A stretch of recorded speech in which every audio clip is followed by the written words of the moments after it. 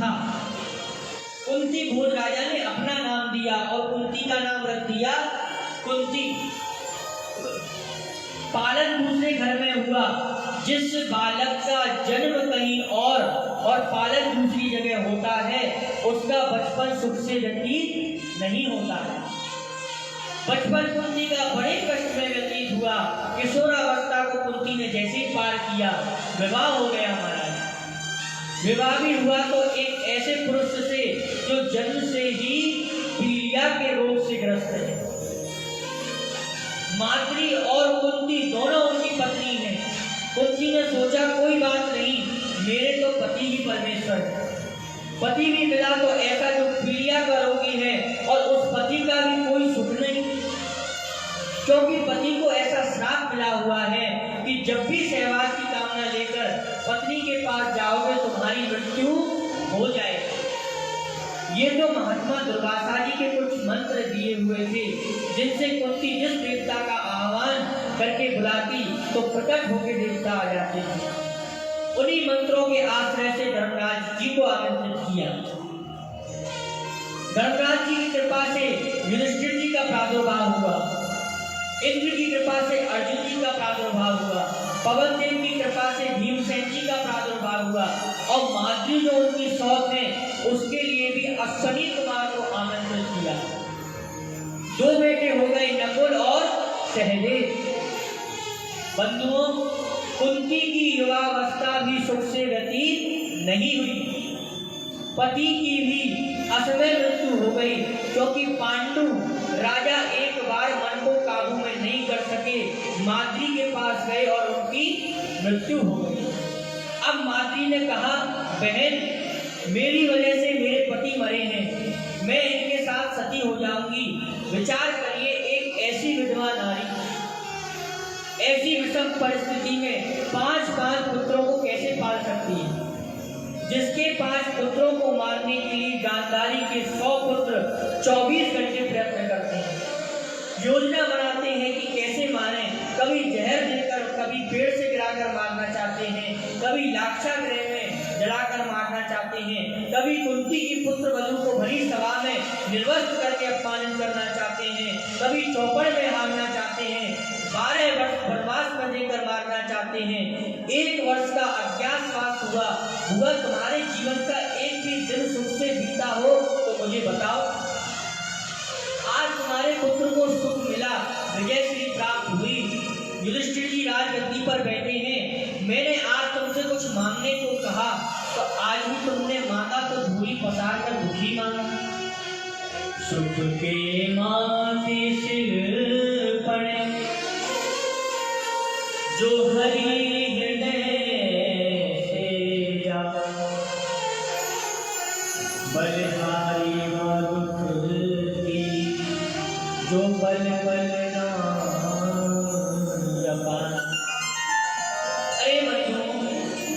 अरे प्रभु, ऐसे सुख को लेकर क्या करें जो परमात्मा को भुला दे, जो हमारे राधा रमण को भुला दे, जो हमारे गिरिराज जी को भुला दे। ऐसी संपत्ति को लेकर क्या करें जो कन्हैया की विस्मृति करा दे। ऐसे दुख को तो बार बार सिर पर रखना चाहिए जो कन्हैया की याद कराता है, मेरे गोविंद की याद कराता है।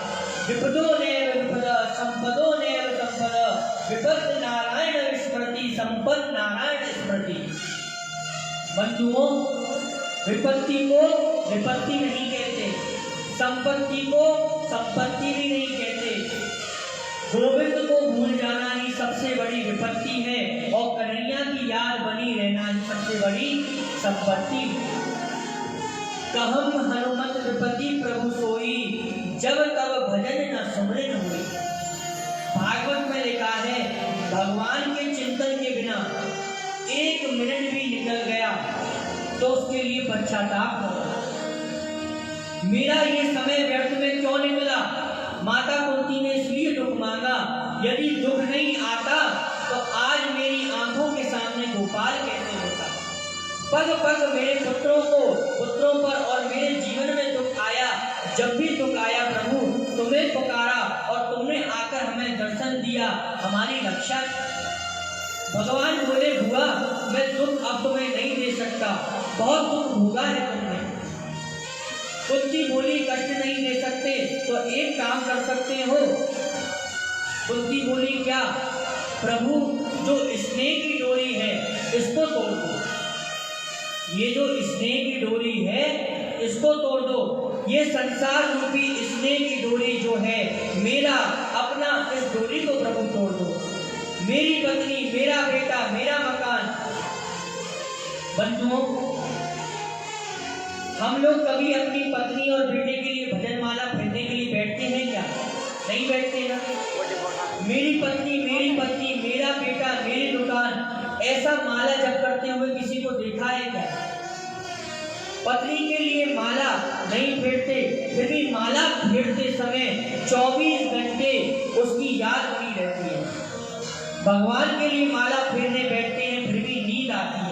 तात्पर्य क्या है?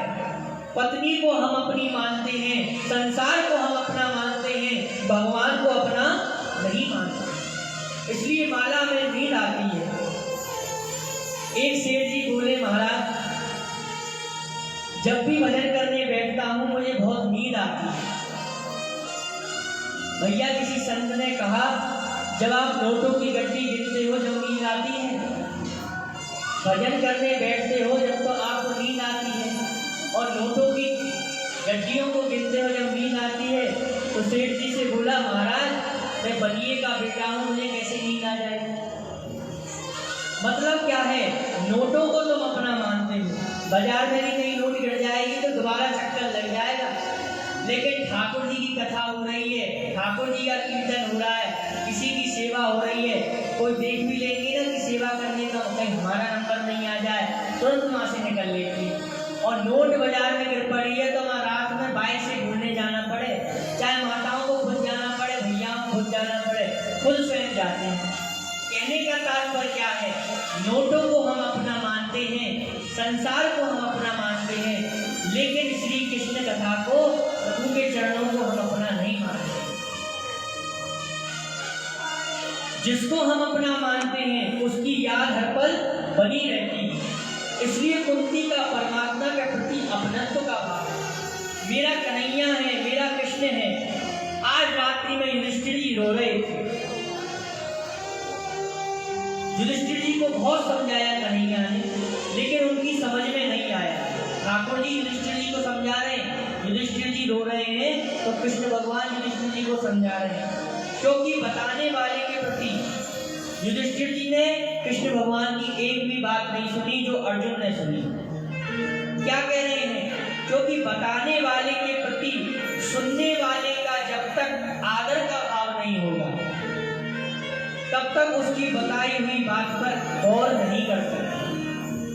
जो उपदेश गीता में श्री कृष्ण ने अर्जुन को दिया, वही उपदेश रात्रि भर बैठकर उन्होंने युधिष्ठिर जी को दिया। कहने का तात्पर्य क्या है? आज हम आपको कथा बैठकर सुना रहे हैं, आप ये समझें ये कोई बालक है तो आपका भाव हमारे लिए बालक वाला ही रहेगा, और आप ये समझेंगे श्रीमद् भागवत जी स्वयं सुना रही है। 7 दिन बाद कभी कोई महाराज जी सुनाएंगे, कभी हमारे आचार्य जी सुनाएंगे, सब अपने अपने मुख से सुनाएंगे। तो हम नहीं सुनाते, ठाकुर जी अपनी लीला माधुरी का दर्शन जिसके मुख से करना चाहते हैं उसको माध्यम रूप में बिठाते हैं महाराज। अब युधिष्ठिर जी को ज्ञान दिया, लेकिन अर्जुन की समझ में आ गया, युधिष्ठिर जी की समझ में नहीं आया। ऐसा क्यों? क्योंकि अर्जुन के मन में शिष्य भाव था, कृष्ण को गुरु माना है, और युधिष्ठिर जी की दृष्टि में कृष्ण बालक है, इसलिए बालक समझकर उनकी बातों पर गौर नहीं किया। कहने का भाव, बताने वाले के प्रति आदर भाव मन में जगे ही प्रयास करो। भगवान ने सोचा यदि भीष्म पितामह के हृदय में प्रवेश करूंगी, श्री मुख से मैं इनको उपदेश कराऊं तो इनकी समय में जल्दी समझ में आ जाएगा। तो मेरे गोविंद समस्त पांडवों को द्रौपदी के साथ लेकर भीष्म पितामह के पास आए। रोम रोम में जिनके बाण छिले हुए हैं, सारा शरीर सैकड़ों बाणों से विच्छेदन हो रखा है, एक एक बूंद करके जिनके शरीर से सारा रक्त निकल चुका है। जब भीष्म पितामह ने पांडवों के मध्य गोविंद को आते देखा, उनके नेत्रों से आंसू झर पड़े। मन ही मन गोविंद को प्रणाम किया। हाथ को जोड़ नहीं सकते क्योंकि बाण छिदे हुए हैं। नेत्रों से अश्रु प्रवाह हो चला। बोले मेरी मृत्यु को सुधारने हेतु मेरा कन्हैया का आगमन हो गया। मैं बड़ा भाग्यवान हूँ, मैं बड़ा पुण्यात्मा हूँ। कृष्ण ने पितामह को प्रणाम किया। पितामह मैं कृष्ण आपको प्रणाम करता हूँ। आपके पौत्र पांडव हैं, वो सभी राजा बन गए हैं, भारत के सम्राट हो गए हैं, आपके पास आए हैं, प्रणाम करते हैं। द्रौपदी भी आई है, इन्हें उपदेश करिए।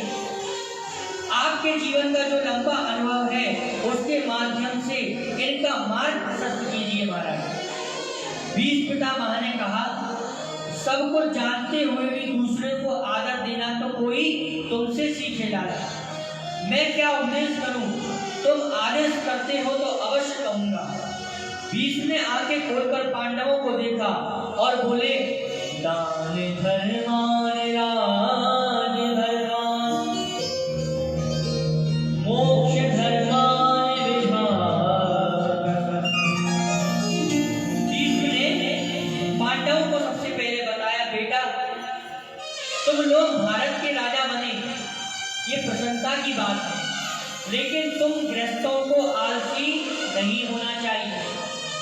ज्यादा से ज्यादा श्रम करके धन कमाना चाहिए, खूब धन कमाना चाहिए, लेकिन जितना धन कमाओ उस धन का 10वां भाग दान के लिए रखना चाहिए। क्योंकि धन पवित्र सेवा की, धन पवित्र करना, मन पवित्र हरि भजन सो शरीर पवित्र होता है। ये जो हमारा शरीर है ये पवित्र किससे होता है? सेवा करने से। हम अपने माता पिताओं की सेवा करते हैं, बड़े बुजुर्गों की सेवा करते हैं, किसी गरीब की सेवा करते हैं, तब हमारा ये शरीर पवित्र होता है। हमारा धन पवित्र कब होता है? दान करने से। और मन पवित्र होता है गोविंद का कीर्तन करने से। हमने कितने परिवारों में देखा है बंधु महाराजों, हम लोग कथा करने जाते हैं तो एक सेठ जी ने कहा महाराज बेटा आपको प्रणाम कर रहा है। घर में बेटा है, बेटा प्रणाम कर रहा है, लेकिन उसको पता ही नहीं है कि मैं प्रणाम किसको कर रहा हूँ, उसको दिखाई नहीं दे रहा है। कहने का मतलब क्या है? उनके माँ बापों ने धन तो कमाया लेकिन गलत धन कमाया, जिसकी वजह से उनके पुत्रों में विकृति आ गई और विकृति की वजह से उनका पुत्र गलत दिशा में पैदा हुआ और वो बोल नहीं पा रहा है, चल नहीं पा रहा है, गलत धन की वजह से। और वही धन गाड़ी कमाई का होता, 4 नाखूनों की कमाई का होता, तो उससे ऐसा पुत्र उत्पन्न नहीं होता। क्योंकि जब हम मेहनत मजदूरी से जो धन कमाते हैं उस धन का प्रयोग, उस धन का उपयोग हमारे बच्चों पर भी प्रभाव उस धन का पड़ता है। कैसे? ध्यान दें, एक बहुत बड़ा कुआं है, उसमें अथाह जल है, लेकिन कुएं से जल खींचना बंद कर दो, कुएं से जल बिल्कुल मत निकालो, 10 वर्ष तक कुएं के पास भी मत जाओ, पानी ऐसे ही रहने दो। और 10 वर्ष के बाद जब कुएं के पास जाएंगे ना सज्जनों, वो पानी पीने योग्य नहीं रहेगा, उसमें से दुर्गंध आने लग जाएगी। क्यों? ऐसे ही धन को यदि हम सत्कार्यों में नहीं लगाएंगे, अच्छे कार्यों में नहीं लगाएंगे, तो धन में विकृति आ जाएगी और वो धन गलत कार्यों में लगेगा या बीमारी में खर्च हो जाएगा, या डॉक्टर आया इंजेक्शन लगाया, 500 रुपये फीस ले गया, हॉस्पिटल में भर्ती किया, लाख रुपये खर्च हो गए, डॉक्टर ने लिख कर दे दिया अमेरिका ले जाओ, 50 लाख रुपये खर्च हो गए महाराज। ऐसे ही ये धन खर्च हो जाएगा। यदि पहले से ही हम धन को थोड़ा थोड़ा सत्कार्यों पर व्यय करें तो कभी भी विकृति नहीं आ सकती। ये शास्त्र की बात है, अनुभव की बात है, भागवत जी की बात है। शास्त्रों में जो लिखा है, हमारे संतों ने, ऋषियों ने सूखे पत्ते खा खाकर जिन ग्रंथों को लिखा, झूठा लिखकर उनको क्या मिलता? इसलिए दान करने से बंधुओं धन पवित्र होता है। जहाँ शिक्षा नहीं है वहाँ धन का सहयोग करना चाहिए। जहाँ नितांत विपन्नता है, भूखे जहाँ लोग मर रहे हैं, वहाँ धन के माध्यम से सहयोग करना चाहिए।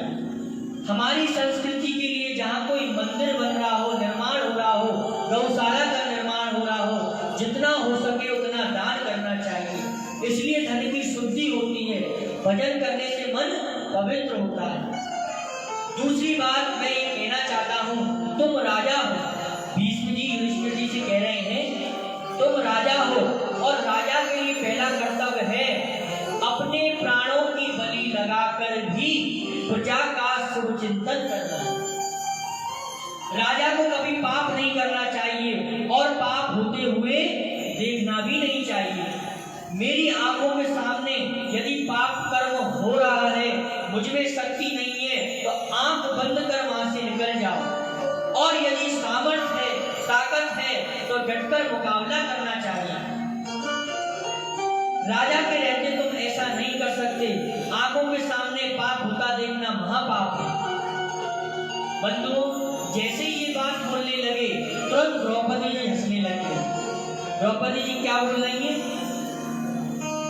वाह पितामह, भीष्म पितामह पांडवों को जब ये बात कह रहे थे, पांडवों के बीच खड़ी द्रौपदी हंस गई। भीष्म ने कहा बेटी तुम क्यों हंसी? तुम क्यों हंसी? मैं व्याख्यान कर रहा हूँ और तुमको हंसी आ गई। भीष्म के सामने हंसना कोई आसान थोड़ी है। 12 भागवतों में श्री भीष्म पितामह जी का नाम लिया जाता है। अब हंसने लगी द्रौपदी जी। द्रौपदी घबरा गई, बोली पितामह क्षमा करें, गलती हो गई। भीष्म बोले नहीं बेटी, जो कुलवती नारी होती है, जो कुलवती नारी होती है वो बिना कारण कभी नहीं हंसती। उनकी हंसी में कोई कारण छुपा होता है, इसलिए तुम्हें बताना ही होगा कि हंसी आई क्यों। इस कुंठा को लेकर मैं नहीं मरना चाहता।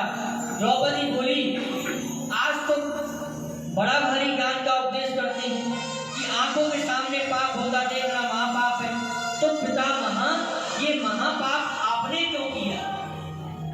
भरी सभा में दुष्ट दुशासन जब मुझे खींचकर लाया, मेरी साड़ी को खींचकर मुझे निर्वस्त्र करने का उसने प्रयास किया। मुझे याद है उस सभा में सबसे आगे आप बैठे हुए थे और मैंने आपसे सबसे पहला प्रश्न किया था कि पांडव जब अपने आप को दांव पर हार चुके दास बन गए तो मुझे दांव पर लगाने का अधिकार उनको किसने दिया? दूसरा प्रश्न किया था एक रजस्वला नारी को सभा में खींचकर लाना कहाँ का धर्म है?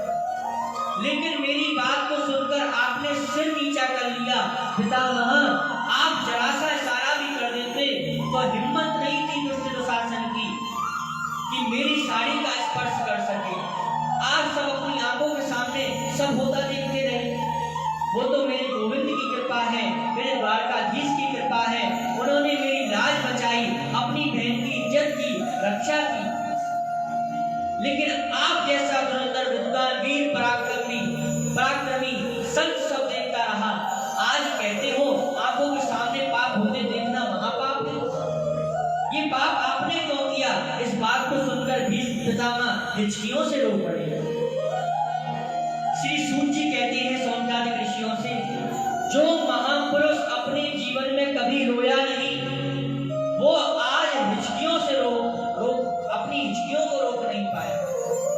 और द्रौपदी से बोले बेटी तुम सत्य कहती हो, मैं वही अभागा भीष्म हूँ जिसकी आंखों के सामने तुम्हें निर्वस्त्र किया जा रहा है। परंतु बेटी क्या तुम जानती हो आज 54 दिन हो गए बाणों की सैया पर पड़े हुए, मुझे 54 दिन है। अर्जुन ने मेरे शरीर में इतने बाण लगाए हैं कि 2000 पक्षुओं के एक साथ डंक मारने से जो वेदना होती है वो मुझे हो रही है। मुझे इंद्र मार नहीं सकता, मुझे इच्छा मृत्यु का वरदान प्राप्त है। मैं यदि नहीं चाहूं तो मर नहीं सकता। बेचारा इंद्र मुझे क्या मारेगा, अर्जुन मुझे क्या मारेगा? फिर भी 14 दिनों से बाणों की सैया पर खड़ा हुआ और मैं एक एक बूंद करके रक्त मेरे शरीर से निकल चुका है। बेटी मैं इस पूरे कष्ट को सह रहा हूँ। बेटी अब मेरा शरीर शुद्ध हो गया है, मेरी बुद्धि भी शुद्ध हो गई है। दुर्योधन के दूषित अन्न से बना रक्त अब निकल चुका है। मुझे मेरे पूर्व जन्मों की बात याद है। कृष्ण भीष्म पितामह कृष्ण भगवान से बोल रहे हैं, मुझे पूर्व जन्मों की बात याद है कृष्ण, मैंने कभी पाप नहीं किया। 124 जन्मों की बात याद है मुझे, कोई पाप नहीं किया, तो फिर ये बाणों की सैया मुझे क्यों मिली? कृष्ण ने मुझसे कहा तुमने कोई पाप नहीं किया, इसलिए तो तुम्हें दर्शन देने मैं आ गया, पर तुमने पाप होते हुए देखा, इसलिए तुम्हें बाणों की सैया मिली है। तुम चाहते तो पाप को रोक सकते थे, तुम चाहते तो उसे रोकने की शक्ति रखते थे। उस पाप का मैं प्रायश्चित कर रहा हूँ। और असली बात यह है कि दुष्ट दुर्योधन का दूषित अन्न खाने से प्रभु मेरी बुद्धि बिगड़ गई थी, मुझे क्षमा कर दो। बच्चों, पांडवों को बहुत सुंदर उपदेश दिया भीष्म महाराज। द्रौपदी ने चरण पकड़कर कहा बाबा, आपके मन को कष्ट देने का मेरा मंतव्य नहीं था। भीष्म ने चारों तरफ से मन को हटाया और टकटकी लगाकर कृष्ण की ओर देखा और कृष्ण की बड़ी सुंदर उन्होंने स्तुति की। भीष्म पितामह ने गोविंद को निहारते हुए पांडवों से कहा, अब मुझसे प्रश्न नहीं करना, अब मैं कुछ वार्ता गोविंद से करना चाहता हूँ। भीष्म ने गोविंद से चर्चा की, मनी मन गोविंद को प्रणाम किया और क्या कह रहे हैं? मति रूप कल्पता भगवती सामत में होनी सर्वसम्मुखते कछत विहुर्त प्रकृति में उसी सर्वप्रभाव। पितामह श्री कृष्ण से कहते हैं, मैंने जीवन में कभी कुछ मांगा नहीं प्रभु आपसे, लेकिन आज कुछ मांगने की आकांक्षा है मेरे मन में। गोविंद, प्रभु ने कहा बोलिए क्या आकांक्षा है? भीष्म ने कहा मेरी एक पुत्री है, उसको मैं आपको समर्पित करना चाहता हूँ। भीष्म ने कहा मेरी एक पुत्री है, उसको मैं आपको समर्पित करना चाहता हूँ। पांडवों ने सोचा ये तो ब्रह्मचारी है, इनने तो शादी ब्याह किया नहीं है, फिर ये पुत्री कहाँ से आ गई, इनकी बेटी कहां से आ गई? सरसैया पर पड़े भीष्म कहते हैं मेरी पुत्री का नाम है मति। मति यानी बुद्धि। अपनी बुद्धि रूपी पुत्री आपको समर्पित करना चाहता हूं। मेरी बुद्धि में किसी भी प्रकार की तृष्णा नहीं है, तृष्णाओं का प्रशमन हो चुका है मेरी बुद्धि में, इसलिए इसे आपको समर्पित करने का मन में संकल्प है। मैं कैसे भूल सकता हूँ प्रभु आपकी वो चिन्मयी झांकी युद्ध में जहां दोनों तरफ से बाण चल रहे थे महाराज, बाणों की बौछार हो रही थी महाराज। कौन सा बाण छाती के टुकड़े करके निकल जाएगा नहीं पता। ऐसा कठिन परिस्थिति में गीता जैसे महान सदग्रंथ को, महान धर्म ग्रंथ का उपदेश करना आपके अलावा प्रभु किसी के बस की बात नहीं है। अर्जुन के मन में कुमति उत्पन्न हो गई और शास्त्र धर्म से विमुख हो गया और रथ के पृष्ठ भाग में जाकर बैठ गया। तो आपने हाथ में लिया चाबुक। ऐसी सुंदर झांकी आपको किसी उपदेशक की नहीं मिलेगी। एक हाथ में प्रभु आपने घोड़े की लगाम, एक हाथ में चाबुक और गीता जैसे दिव्य आप उपदेश करना, ये सिवाय श्री कृष्ण के किसी के बस की बात नहीं है। भीष्म कहते हैं आप जैसा कृपालु कौन हो सकता है? अपनी बात नीची ना हो जाए, अपनी बात नीची ना हो जाए, अपने भक्तों की बात नीची ना हो जाए, इसकी परवाह मेरा गोविंद नहीं करता। उनकी तो एक ही आकांक्षा रहती है, भक्त की आकांक्षा कैसे ऊंची है। मेरे गोविंद ने प्रतिज्ञा की थी अर्जुन मैं तुम्हारे रथ को चलाऊंगा, लेकिन महाभारत युद्ध में अस्त्र शस्त्र ग्रहण नहीं कर सकता। मेरे गोविंद ने प्रतिज्ञा की थी कि अर्जुन मैं तुम्हारे रथ को चलाऊंगा तो सही, लेकिन शस्त्र नहीं चलाऊंगा, केवल सारथी बनूंगा तुम्हारा। लेकिन कौरवों की सेना के सेनापति भीष्म पितामह बने तो उन्होंने भी प्रतिज्ञा की आज जो हरे शस्त्र न कहाऊं तो लाजो गंगा जननी को मैं शांतनु सुध न कहाऊं। यदि मैंने कृष्ण के हाथ में शस्त्र न उठवाया तो मैं गंगा का पुत्र नहीं कहलाऊं, शांतनु बिहारी नहीं कहलाऊं। भीष्म ने प्रतिज्ञा कर ली। अब अर्जुन के रथ में सामने विराजमान है श्री कृष्ण। भीष्म ने बाणों की बौछार लगाई, 10-5 बाण अर्जुन के घोड़े के लगाए, 10-5 बाण अर्जुन पर भी लगाए। भगवान अर्जुन से बोले तुम कुछ करते क्यों नहीं? अर्जुन बोले इनके बाण पार निकल रहे हैं महाराज, मैं कुछ कर ही नहीं पाता गोविंद। ऐसी बाणों की बौछार वृद्ध महापुरुष ने लगाई। 2-4 बाण श्री कृष्ण के चरणों में आए तो अर्जुन से बोले कुछ करो। अर्जुन बोले मेरा कवच टूट चुका है, बाजू बंद गिरने वाले हैं, मुकुट भी टूटने वाला है। हे केशव, ये 20 पितामह के सामने युद्ध करना कोई आसान थोड़ी है। मेरे गोविंद ने देखा ये पितामह तो आज अर्जुन को मार ही डालेंगे। अपनी सारी प्रतिज्ञा भूल गए, रथ से नीचे कूद पड़े। सामने पड़ा था एक रथ का टूटा पहिया, उस चक्के को उठाया और दौड़ पड़े। बंधुओं, परमात्मा यदि अपनी प्रतिज्ञा को तोड़ दे तो प्रलय हो सकता है। परमात्मा यदि अपनी प्रतिज्ञा को तोड़ दे तो प्रलय हो सकता है। सारी सृष्टि प्रलयकारी समुद्र में डूब सकती है। पृथ्वी कांपने लगी। कृष्ण का उत्तरीय वस्त्र नीचे गिर गया और उसे उठाने के लिए नीचे हुए और पृथ्वी को समझाते हुए बोले तुम क्यों चिंतित हो रही हो देवी पृथ्वी? मैं भक्त की प्रतिज्ञा के लिए अपनी प्रतिज्ञा तोड़ रहा हूँ। प्रबल प्रेम के पाल पड़कर प्रभु को नियम बदलते देखा। अपना मान भले चल जाए, पर भक्त का मान न चलते देखा। और मेरे गोविंद ने अपनी प्रतिज्ञा को तोड़ दिया। भीष्म ने कहा रथ का पहिया लेकर मुझे मारने दौड़े आप। उस प्रकार आपकी झांकी लग रही थी जैसे कोई शेर किसी हाथी को मारने दौड़ता है। आज वही झांकी आकर मेरे हृदय में विराजमान हो जाए और मन में कोई कामना नहीं है। गोविंद ने पितामह से कहा आपको तो प्रभु इच्छा मृत्यु का वरदान मिला है, आप तो हजारों वर्ष तक जीवित रह सकते हैं। भीष्म ने कहा हे केशव, अब जीने की कामना नहीं है। इतनी सुंदर मृत्यु कभी किसी की हो सकती है क्या? देहांत काले तुम सामने हो, मुरली बजाते मन को लुभाते, यह गीत गाकर तन नाम त्याग, गोविंद धाम उधर मान देती।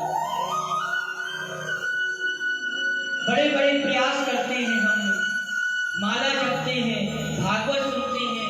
क्यों? क्योंकि भागवत के समय हमारे मुंह से राम नाम निकले, मृत्यु के समय हमारे मुंह से राम नाम निकले, लेकिन उसी समय नाम नहीं निकलता, कंठवृत हो जाता है। भीष्म बोले मैं कितना भाग्यशाली हूँ, कितना बड़ा मेरा प्रारब्ध है। साक्षात मुरली मनोहर मेरे गोविंद मृत्यु के समय मेरी आंखों के सामने खड़े हैं। ऐसी सुंदर मृत्यु को छोड़कर कोई क्यों जीना चाहेगा? भीष्म ने अपलक नेत्रों से कृष्ण को देखा और देखते देखते अपने 5 भौतिक शरीर को त्याग दिया। भीष्म के मृत्यु के पश्चात पांडव बड़ा रुदन करने लगे। हमारे पितामह चले गए। गोविंद ने कहा रोना नहीं चाहिए, ऐसा महापुरुष के लिए रोना क्यों? मेरे नाम का कीर्तन करो, बार बार